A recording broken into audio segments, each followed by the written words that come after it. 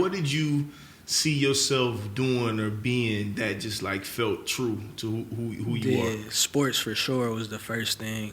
I grew up in a football family, and then when I hit like I think 12 or 13, I realized that dream probably it wasn't mine. It was like it was half mine, half my family's. So I quit football.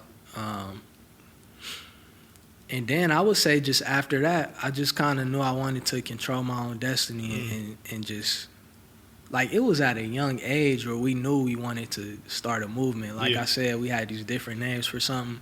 We didn't know what it would be. We had a little thing. We was rapping for a little bit. I remember my mom found all my raps. I was like 12, 13. You was cussing crazy in your... Oh, for sure. For sure. Yeah. Too. But, yeah, so we just knew I don't know, man. I know I always wanted to have a movement.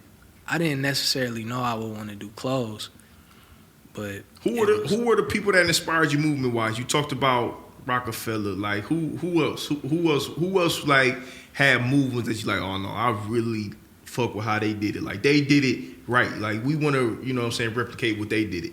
How they did it. Let me think.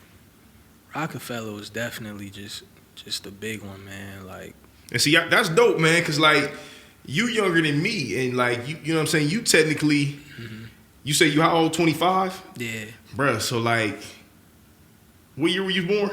96. So you was born when Reasonable Doubt came out. Yeah, that's crazy. Like that's wild. And 01, when the Blueprint 1 dropped, I was 14. Like, you know what I'm saying. So like that's dope to me to still be a little bit, you know, a generation under me, but still being heavily influenced by, like, you know, by what, you know, the Rock did. It was crazy. Like, Larry and I was like,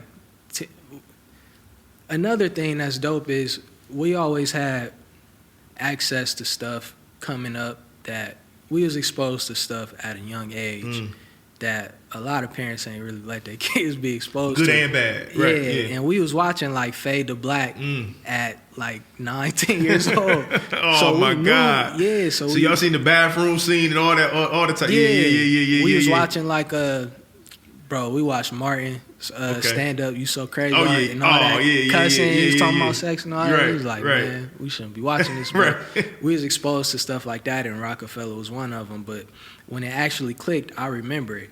It was around the American Gangster album, because we would argue with both of our dads all the time. Our favorite rapper was Wayne, just like everybody else in our age group at the time. So we would argue with them like Wayne versus Hov.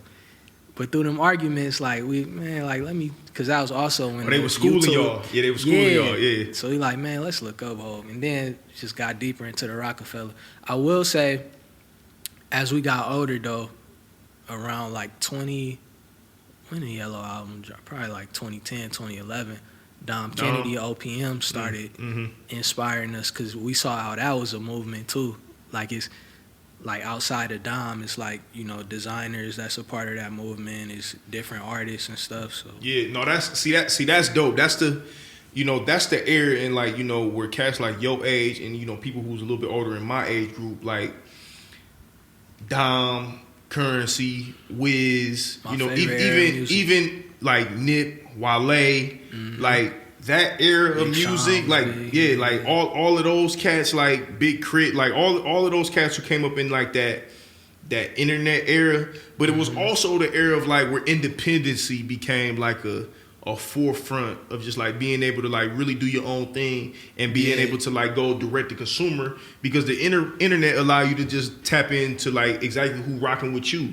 Yeah. So like I think you know, the energy that kind of came up around that era has like snowballed into like this entrepreneurship renaissance that we in today. That's a good point. Yeah, that's a great connection. Like, I remember like seeing like Wiz and Currency like on live stream, like stand up. Like, it's like 11 p.m. We just tapped in with them on like live stream in the studio. Like, man, Wiz was one of the first cats that I seen that like the day to day.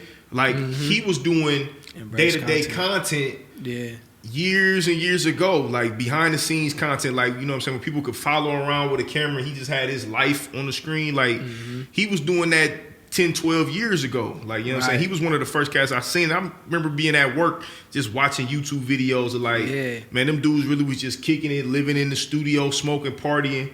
But it was really just their everyday life. And today, it's a term for it, which is called content. For sure. And then to tie it all, again, we was first inspired by Roc-A-Fella. They was all around Dame Dash. Exactly.